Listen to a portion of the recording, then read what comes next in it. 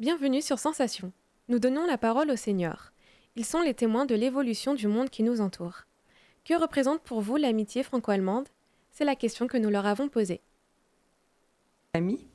Donc pour moi, l'amitié franco-allemande, ça a vraiment fait partie de toute ma scolarité. Parce que j'ai eu la chance d'apprendre l'allemand en classe de 6e et de commencer les échanges avec l'Allemagne à l'âge de 13-14 ans. Donc ça a vraiment été une partie de mon éducation. Et d'aller après, de continuer jusqu'à au moins mes 20 ans, où on n'avait pas encore l'espace, Schengen n'existait pas, où on traversait, puisque d'ici, on était, nous, en liaison avec un lycée de la Ruhr, de Gelsenkirchen. Et on passait en Belgique, on avait droit à la douane en Belgique, après on avait droit à la douane en Allemagne. C'était vraiment un périple pour aller jusqu'en Allemagne. Et ça fait vraiment partie de mes souvenirs de jeunesse. Et depuis, je suis toujours restée très attachée à ces échanges avec ce pays. On est bien ensemble maintenant, c'est mieux, parce que c'est pas la peine qu'on remette la guerre dans des choses comme ça, mais c'est tout.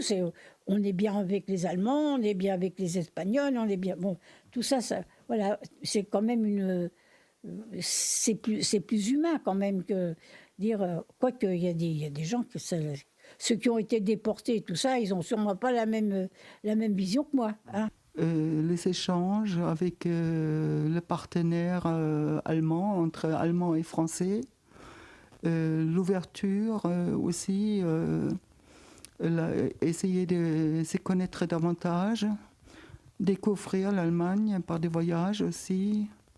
C'est quelque chose de positif pour moi. C'est quelque chose de positif. Mais moi, je ne suis jamais allé en Allemagne pratiquement, hein. Quand j'étais étudiant, il n'y avait pas d'échange d'étudiants allemands et français. Et pourtant, j'ai commencé mes études en 66. Hein, le rapprochement entre l'Allemagne et la France était là. Hein, j'étais à Dénoué, à De Gaulle. Mais moi, j'ai pas senti que... ça n'a rien, honnêtement, ça n'a rien changé dans ma vie. Je ne vois pas en quoi ma vie a été affectée. Elle a été affectée davantage par un conflit comme la guerre d'Algérie. Bon. Les événements de 68, oui, pour moi, c'est des choses qui ont déterminé le cours de ma vie. Mais l'Europe en elle-même, je me dis, c'est pour moi une coquille vide. Je vais loin dans mon propos, mais ça ne tourne pas. Les taux de participation que je vous donnais, la Slovaquie, 22% d'électeurs. La Slovénie, 28%. En France, un électeur sur deux.